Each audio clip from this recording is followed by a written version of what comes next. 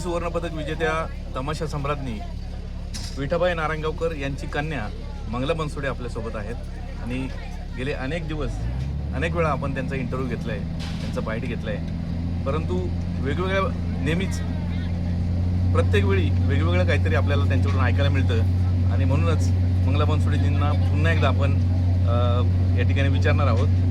काय वाटतं, आज वयाची 74वी गाठली तुम्ही, 75 वर्षात पदार्पण करताय, काय सांगाल? काय नाही, विषय म्हटल्यानंतर जोपर्यंत माझे रसिक माझे परमेश्वर आहेत, जोपर्यंत माझ्या शिरावर तुम्हा सर्वांचा आशीर्वाद आहे रसिकांचा, तोपर्यंत मी स्टेजवर असणारच, हे निश्चितच आहे. स्टेजवर जरी मला आलं मरण तरी चालेल, पण मरेपर्यंत मी कला सोडणार नाही. वय आज एवढं झालंय, 74 झालंय, ही ऊर्जा येते कुठून? काय नाही, आता परमेश्वरचे आता ते आपण तेवढं ताकदीने करतोच, पहिल्यापासून ताकदीने केलेलेच आहे, पहिल्यापासून ताकदीने केले. आणि त्याच्या मला माझी आई गुरु आहे म्हटल्यानंतर आईची शिकवण मला आहे ना, मला परमेश्वर मला साथ करते, माझी आई मला साथ करते, तोपर्यंत माझी ऊर्जा आहे माझी. 1962 साली हा तुम्ही सीमेवर जाऊन म्हणजे स्वर्गीय विठाबाईंच्या बरोबर तुम्ही मी होते, तमाशात होते होतात. होते हा. काय एखादी आठवण आहे त्यावेळेची? ते आठवण म्हटल्यानंतर एकच विषय की एक 15 दिवस आमची ते लाईन होती ट्रिपची. 15 दिवस आम्ही फक्त 14 माणसं नेली होती, फक्त 14च. आणि त्यातले असे लहान पण नाही, लय मोठे पण, असे मध्यम साईजचे माणसं होती. तर आम्ही दोघीच लहान होतो, मी आणि माझी मिवणी उमा, बाकी आई माझी मावशी वगैरे सगळे होते, सगळे. पण तिथं तमाशा दिवसा आम्ही करायचो. जेवढ्या छावण्या आहेत ना मिलिटरी लोकांच्या, म्हणजे आपलं नारायणगावला कसं आहे, आपण नारायणगावला केलं, शाळगावला केलं, पिंपळवंडीला केलं, असं ते एक मिलिटरीचा कॅम्प होते प्रत्येक ठिकाणी. इथे 1 तासभर, इथे 1 तासभर, तिथे 1 तासभर, इथे 1 तासभर असे. आणि हिंदी कार्यक्रम केले आम्ही, हिंदी. मग तिथं शिगडे वगैरे सगळे असायचे मिलिटरीमध्ये, सरदारजी लोक असायचे. मग त्यांच्यामुळे ते कार्यक्रम केले महत्वाचे. त्यांनी जीव पण आम्हाला पुष्कळ लावला, बर्फ होते, थंडी होती, सगळं होतं. त्यांनी कोट वगैरे दिले. आणि शेवट क्षणी ते कॅप्टन शर्माजी नाव होते त्यांचे, कॅप्टनचं, ते आमच्या दोघ्या मायलेकीवर फार आमचा जीव होता, माझ्या आईवर आणि माझ्यावर. तर म्हटलं आता आम्हाला शेवटचा त्यांचा वाढदिवस होता कॅप्टनचा, एक आनंदाचा दिवस होता त्या दिवशी. तर म्हटलं तुम्ही असे एखादे गाणं म्हणा की आयुष्यभर आम्हाला आठवणीत राहायला पाहिजे. मग आम्ही दोघींनी ते गाणं घेतलेलं गिजागले. युद्धाचा प्रसंग होता, युद्ध चालू होतं, मिटलं होतं त्यांचे. युद्ध चालू असताना ते मनोरंजन करण्याकरता शांत, म्हणजे जिथे जिथं माणसं वारले का नाही युद्धामध्ये, त्या समाधीवर देखील आम्हाला दाखवले त्यांनी. हा झाला इतिहास. परंतु आता नितीन कुमार असेल किंवा तुम्ही असेल, एक वेगळ्या उंचीवर तुमचा तमाशा आहे. महाराष्ट्रात नंबर 1, नंबर 2 किंवा नंबर 1 तमाशा म्हणून आपल्या तमाशाची ख्याती आहे. काय वाटतं हे यश पाहून? आनंद वाटतो. म्हणजे माझ्या पंजोबापासून जे आम्हाला जे यश मिळाले आमच्या खानदानीमध्ये, आमच्या ग्रुपमध्ये, म्हणजे माझे पंजोबा नारायण खुडे, ते देखील तमासगीरच होते, त्यांना देखील यश मिळालं. त्यानंतर माझे आजोबा भाऊबापू मांग नारायणगावकर, त्यांना देखील या लोककलेचं यश मिळालं, लोककलेमध्ये यश मिळालं. नंतर माझी आई विठा भाऊ मांग नारायणगावकर, तिला पण यश मिळालं, मला पण यश मिळालं, आणि माझ्या मुलाला पण यश मिळतं. हे परमेश्वराची देणगी म्हणा आणि तुमच्या रसिकांची देणगी. मध्यंतरी तुम्ही असं म्हणाला होतात की जे लावणी DJ शो आहे त्याच्यामध्ये ज्या नृत्यांगना अश्लील हावभाव करतात किंवा कमी कपडे घालतात, त्याबद्दल तुम्ही टीका केली होती, काय सांगा? हा, मी आता परवाच एक व्हिडिओ केला होता की मी कुठल्या कुणाचंही नाव घेऊ शकत नाही, परंतु आज जे हाताने वाजवणारे जे कलावंत आहेत, म्हणजे तबला म्हणा, ढोलकी म्हणा, पेटी म्हणा, टाळतुंतुन म्हणा, ह्या लोकांच्या तर पोटावर पाय पडल्या. कशामुळं? तर डीजेमुळं.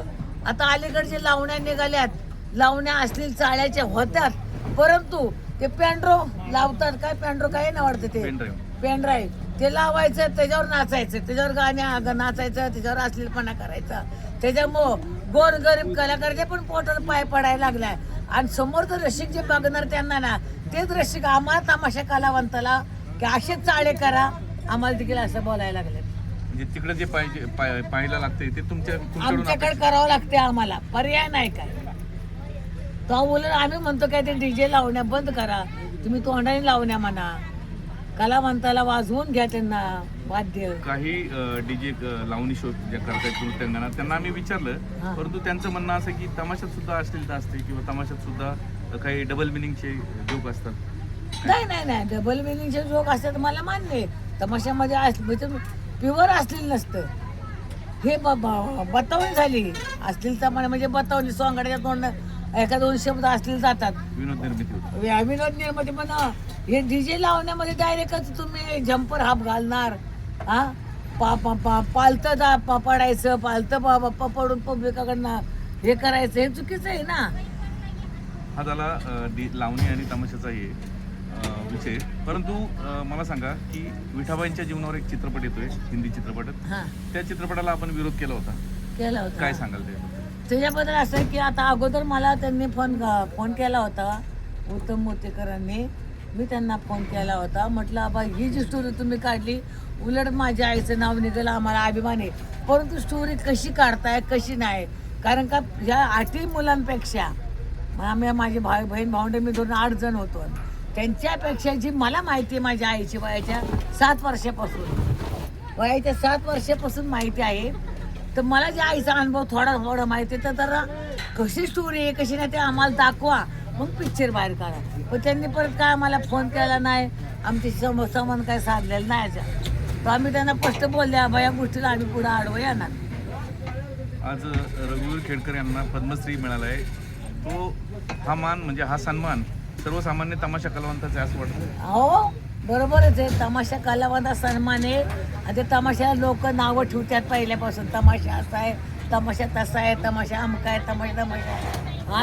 अरे पण त्या तमाशाचा कलंक धुवून निघाला त्या पद्मश्री मिळाल्यामुळं, धुवून गेला. आम्हाला कोणी नावं ठेवणार नाही आता.